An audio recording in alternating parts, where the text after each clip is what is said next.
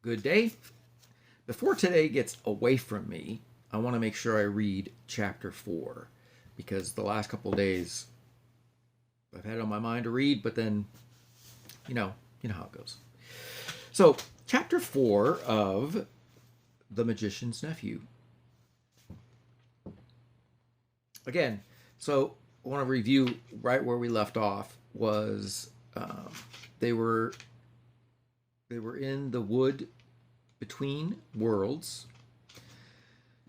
It was a sleepy place, right? A very peaceful, serene place.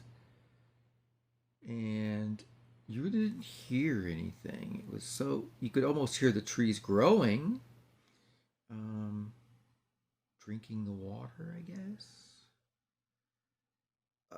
I get the reason that it was so hard to explain is because it's something that's so much out of our world. That's why it's the wood between the worlds. So let's get on with it. The bell and hammer. There was no doubt about the magic this time. Down and down they rushed, first through darkness, and then through a mass of vague and whirling shapes, which might have been almost anything. It grew lighter. Then suddenly, they felt that they were standing on something solid. A moment later, everything came into focus, and they were able to look about them. What a queer place, said Diggory. I don't like it, said Polly with something like a shudder. What they noticed first was the light. It wasn't like sunlight, and it wasn't like electric light, or lamps, or candles, or any other light that they had ever seen. It was a dull, rather red light, not at all cheerful. It was steady and did not flicker. They were standing on a flat, paved surface, and buildings rose all around them. There was no roof overhead. They were in a sort of courtyard. The sky was extraordinarily dark, a blue that was almost black. When you had seen that sky, you wondered that there should be any light at all. It's very funny weather here, said Diggory. I wonder if we've arrived just in time for a thunderstorm. Well, or an eclipse. I don't like it, said Polly. Oh, she said that before, didn't she? Yes, she did. Both of them, without quite knowing why, were talking in whispers. And though there was no reason why they should still go on holding hands after their jump, they didn't let go. The walls rose very high all around that courtyard. They had many great windows in them, windows without glass, through which you saw nothing but black darkness. Lower down, there were great pillared arches, yawning blackly like the mouths of railway tunnels. It was rather cold. The stone of which everything was built seemed to be red, but that might only be because of the curious light. It was obviously very old. Many of the flat stones that paved the courtyard had cracks across them. None of them fitted closely together, and the sharp corners were all worn off. One of the arched doorways was half filled up with rubble. The two children kept on turning round and round to look at the different sides of the courtyard. One reason was that they were afraid of somebody or something looking out of those windows at them when their backs were turned. Do you ever have that feeling you know that someone's like looking at you and then as you turn around you see someone staring at you? Okay, so here's another picture. And so I'll show it before I forget to show it. So you can see the rubble. And look at the sky. It's kind of an odd Coloring, huh? Great picture. The artist captured what was described. Do you think anyone lives here? Said Diggory at last, still in a whisper. No, said Polly. It's all in ruins. We haven't heard a sound since we came. Let's stand here and listen for a bit, suggested Diggory. They stood still and listened, but all they could hear was the thump, thump of their own hearts. This place was at least as quiet as the wood between the worlds, but it was a different kind of quietness. So remember, we were just talking about the wood between the worlds, and then it was quiet, but you could almost hear life, like the flowing of water or something that, remember, it's hard to explain because it's something that's new and something that's not experienced very often. But here, they're talking about there's a different kind of quietness. So the wood between the worlds had like a life generating, life sustaining type of quietness. But this one is different. Oh, here we go. The silence of the wood had been rich and warm. You could almost hear the trees growing. And full of life. This was a dead, cold, empty silence. You couldn't imagine anything growing in it. Let's go home, said Polly. But we haven't seen anything yet, said Diggory. Now we're here. We simply must have a look around. I'm sure there's nothing at all interesting here. There's not much point in finding a magic ring that lets you into other worlds if you're afraid to look at them when you've got there. So do you see what tool Diggory is using? He's trying to poke fun at Polly, telling her that she's a scaredy cat or something. Who's talking about being afraid? So she bit. She was tempted and she bit. Who's talking about being afraid? Said Polly, letting go of Diggory's hand. I only thought you didn't seem very keen on exploring this place. I'll go anywhere you go. We can get away the moment we want to, said Diggory. Let's take off our green rings and put them in our right-hand pockets. All we've got to do is to remember that our yellow are in our left-hand pockets.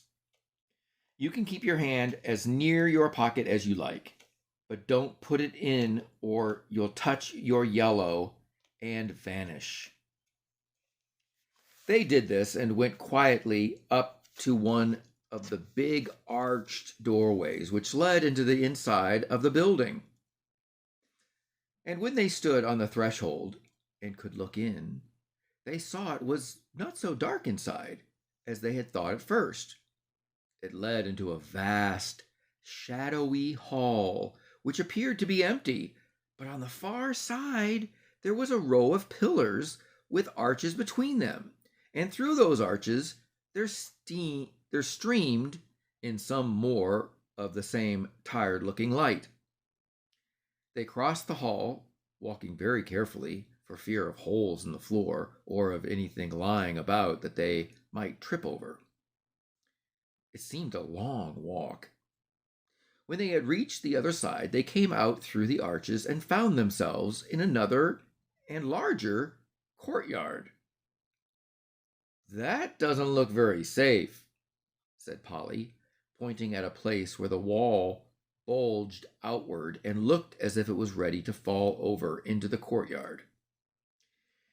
In one place, a pillar was missing between two arches, and the bit that came down to where the top of the pillar ought to have been hung there with nothing to support it. Clearly, the place had been deserted for hundreds, perhaps thousands of years. If it's lasted till now, I suppose it'll last a bit longer, said Diggory. But we must be very quiet. You know, a noise sometimes brings things down. You know, like an avalanche in the Alps. They went on out of the courtyard into another doorway and up a great flight of steps and through vast rooms that opened out of one another till you were dizzy with the mere size of the place. Every now and then they thought they were going to get out into the open and see what sort of country lay around the enormous palace. But each time they only got into another courtyard. They must have been they must have been magnificent places when people were still living there. In one there had once been a fountain. A great stone monster with wide spread wings stood with its mouth open, and you could see a bit of pipe in the back of its mouth. Here, I'm going to show you the picture. I'm trying to see if you can see it well enough or not. It's pretty big, right? So it had a bit of pipe in the back of its mouth, out of which the water used to pour. Under it was a wide stone basin to hold the water, but it was as dry as a bone. In other places, there were the dry sticks of some sort of climbing plant, which had wound itself round the pillars and helped to pull some of them down. But it had died long ago, and there were no ants or spiders, or any of the other living things you expect to see in a ruin. And where the dry earth showed between the broken flagstones, there was no grass or moss. It was all so dreary and all so much the same that even Diggory was thinking that they had better put on their yellow rings and get back to the warm, green living forest of the in-between place, when they came to two huge doors of some metal that might possibly be gold. One stood a little ajar. So, of course, they went to look in. So it's just cracked open just a little bit. And so they're going to peek their head in and see what's going on inside this room. Both started back and drew a long breath.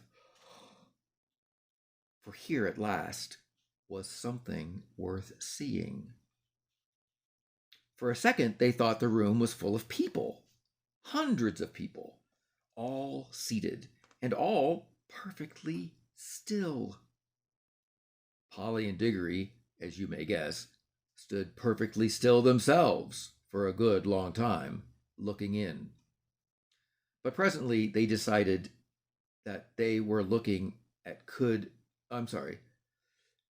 But presently they decided that they were looking at could not, or what they were looking at could not be real people. So glad I got that out. There was not a movement nor the sound of a breath among them all. They were like the most wonderful waxworks you ever saw.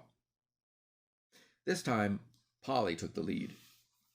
There was something in this room which interested her more than it interested Diggory. All the figures were wearing magnificent clothes. If you were interested in clothes at all, you could hardly help going in to see them closer. And the blaze of their colors made this room look, well, not exactly cheerful, but at any rate rich and majestic after all the dust and emptiness of the others. It had more windows, too, and was a good deal lighter. I can hardly describe the clothes. The figures were all robed and had crowns on their heads. Their robes were of crimson and silvery gray, and deep purple and vivid green, and there were patterns and pictures of flowers and strange beasts in needlework all over them. Precious stones of astonishing size and brightness stared from their crowns and hung in chains round their necks and peeped out from all the places where anything was fastened. So their buttons were even of jewels. Okay, so I'm going to show you the picture that's in the book. Kind of get an idea of what the people look like. I mean, the statues look like. I don't want to give it away yet. Why haven't these clothes all rotted away long ago? Asked Polly. Magic? Whispered Diggory. Can't you feel it? I bet this whole room is just stiff with enchantments. I could feel it the moment we came in. Any one of these dresses could cost hundreds of pounds, said Polly. But Diggory was more interested in the faces, and indeed, these were well worth looking at. The people sat in their stone chairs on each side of the room, and the floor was left free down the middle. So it was all open in the middle. You could walk down and look at the faces in turn. They were nice people, I think, said Diggory. Polly nodded.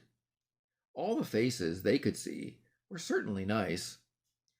Both the men and the women looked kind and wise, and they seemed to come from a handsome race. But after the children had gone a few steps down the room, they came to faces that looked a little different. These were very solemn faces. You felt you would have to put your P's and Q's, or have to mind your P's and Q's if you ever met living people who looked like that. So pints and quarts, that's what P's and Q's stands for. So that's your challenge for today. Look up P's and Q's and figure out what that might mean as far as what they're saying here. You felt that, okay, so these were very solemn faces. That means that they were very serious, right? Serious-minded. You felt you had to mind your P's and Q's if you ever met living people who looked like that. Okay, so look that up, and that's your challenge for today. And then in what kind of situations would you need to watch your P's and Q's? That's the challenge. When they had gone a little further, they found themselves among faces they didn't like. This was about the middle of the room. The faces here looked very strong and proud and happy, but they looked cruel. A little further on, they looked crueler. Further on again, they were still cruel, but no longer looked happy. So they looked miserable. They were even despairing faces. Remember, despairing faces are like they're so scared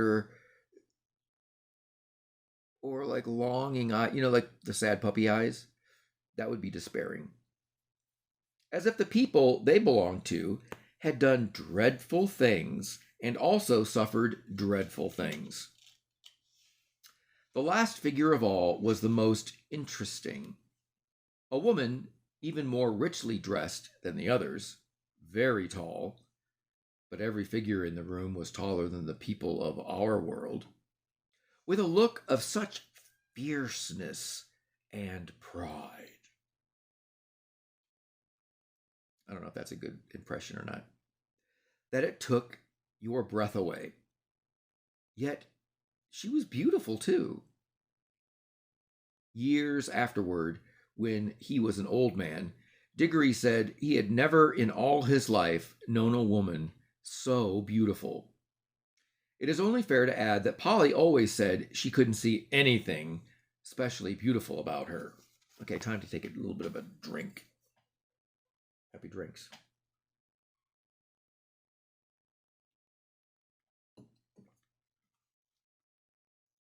This woman, as I said, was the last. But there were plenty of empty chairs beyond her, as if the room had been intended for a much larger collection of images. I do wish we knew the story behind that's behind all this, said Diggory. Let's go back and look at that table sort of thing in the middle of the room. The thing in the middle of the room was not exactly a table. It was a square pillar about 4 feet high, and on it there rose a little golden arch, from which there hung a little golden bell. And behind this there lay a little golden hammer to hit the bell with. I wonder, I wonder, I wonder, said Diggory. There seems to be something written here, said Polly, stooping down and looking at the side of the pillar. By gum, so there is, said Diggory. But of course we shan't be able to read it. Shan't we? I'm not so sure, said Polly. They both looked at it hard, and, as you might have expected, the letters cut in the stone were strange. But now a great wonder happened, for, as they looked, though the shape of the strange letters never altered, they found they could understand them. If only Diggory had remembered what he himself had said a few minutes ago, that this was an enchanted room, he might have guessed that the enchantment was beginning to work. So the magic that was existing in the room was starting to work on them. But he was too wild with curiosity to think about that. He was longing more and more to know what was written on the pillar. So they had set their mind to focus on something. So the power of focus, there is power behind it. And it's not magical because it's real. What it said was something like this. At least this is the sense of it, though the poetry, when you read it there, was better. Make your choice, adventurous stranger. Strike the bell and bide the danger. Or wonder till it drives you mad. What would have followed if you had? If you had what? Oh, had struck the bell. Had struck the bell. No fear, said Polly. We don't want any danger. Oh, but don't you see it's no good, said Diggory. We can't get out of it now. We shall always be wondering what else would have happened if we had struck the bell. I'm not going home to be driven mad by always thinking of that. No fear. Don't be silly, said Polly, as if anyone would. What does it matter what would have happened? I expect anyone who's come as far as this is bound to go on wondering till it sends him dotty, meaning crazy. That's the magic of it, you see. I can feel it beginning to work on me already. Okay, so that's called temptation. So when something is tempting you because you're not really sure what could be behind it, you don't want to feel like you're going to miss out on something. But is it really worth the cost of curiosity? That's the question. Let's go on. So this is what he said. That's the magic of it, you see. I can feel it beginning to work on me already. Well, I don't, said Polly crossly. And I don't believe you do either. You're just putting it on. That means you're just making it up. You're just acting like you know what's going on. That's what you know, said Diggory. It's because you're a girl.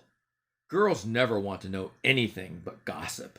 Oh, and rot about what people are getting engaged in.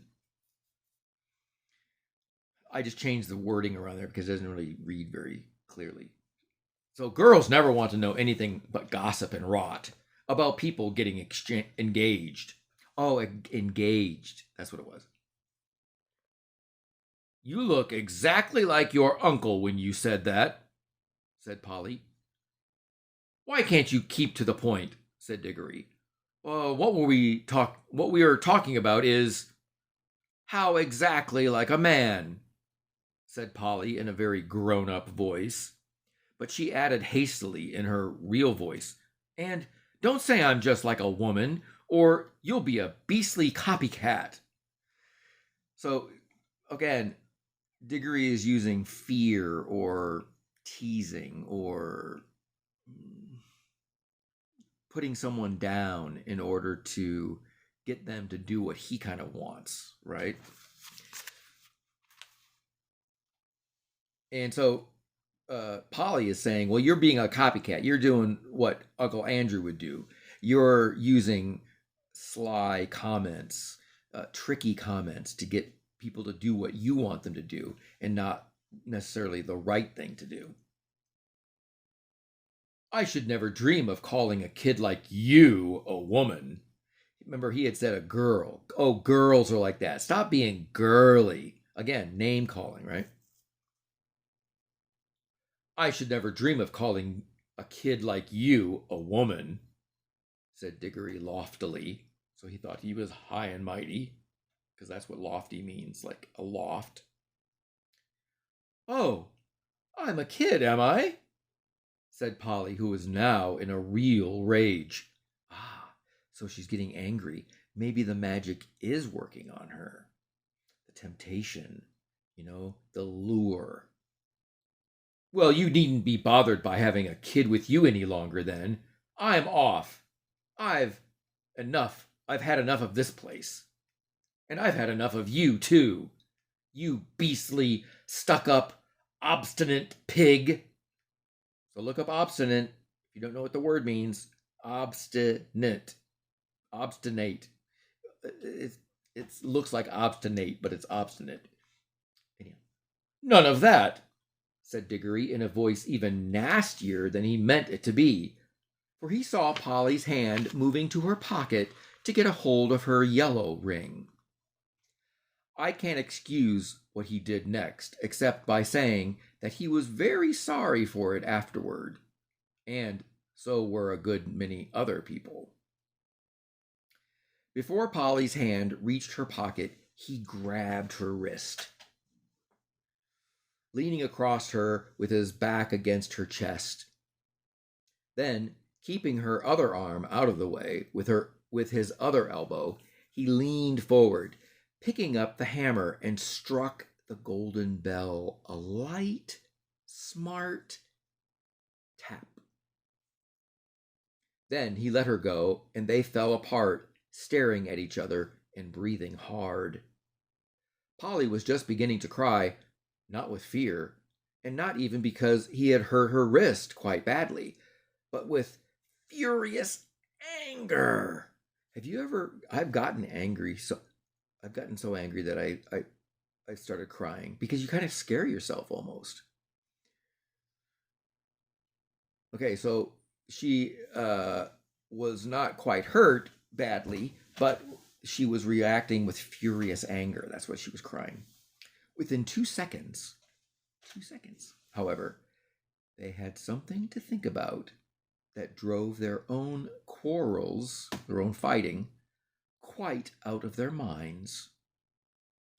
As soon as the bell was struck, it gave out a note, a sweet note, such as you might have expected, but not very loud.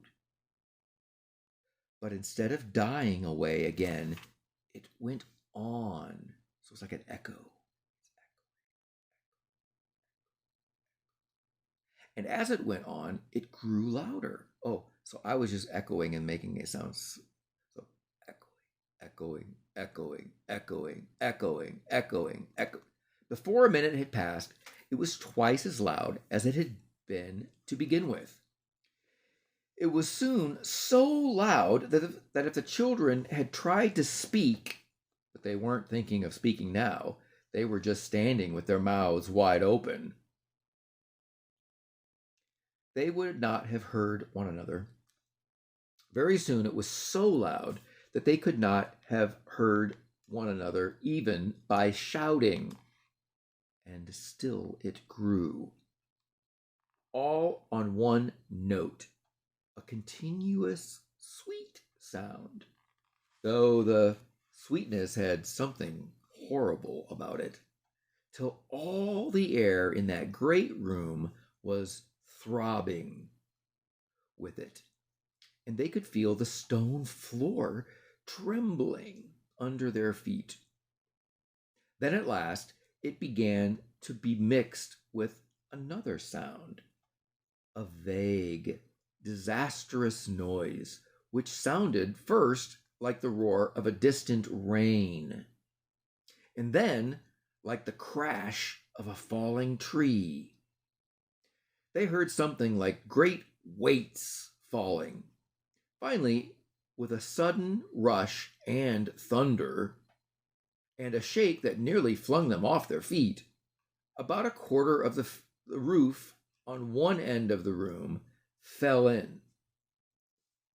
Great blocks of masonry fell all around them, and the walls rocked. The noise of the bell stopped. The clouds of dust cleared away. Everything became quiet again. It was never found out whether the fall of the roof was due to magic or whether that unbearably loud sound from the bell just happened to strike the note which was more than those crumbling walls could stand. There! I hope you're satisfied now, panted Polly. Well, it's all over anyway, said Diggory. And both thought it was, but they had never been more mistaken in their lives. Okay, that's the end of chapter 4. I'm going to post it. Remember, your challenge is to look up what does P's and Q's mean, and when might that apply to you in your life? When do you feel like you have to watch your P's and Q's? Ay, ay, ay, ay. So this chapter was also about temptation and how we tempt each other to do things that, down deep in our gut, we kind of feel, no, we really shouldn't be doing. And how we're tempted many times to shame each other into action rather than allowing someone to say, no, I don't want to do that, and sticking with their boundaries. So those are kind of interesting topics to think about. Like, why do we try to make people feel bad in order to get our way? What are the choices? Getting away? Defending yourself? Pointing out why you don't want to necessarily do such a thing? Curious. It's important that I, not just I, but everyone think about being in certain situations and having an out.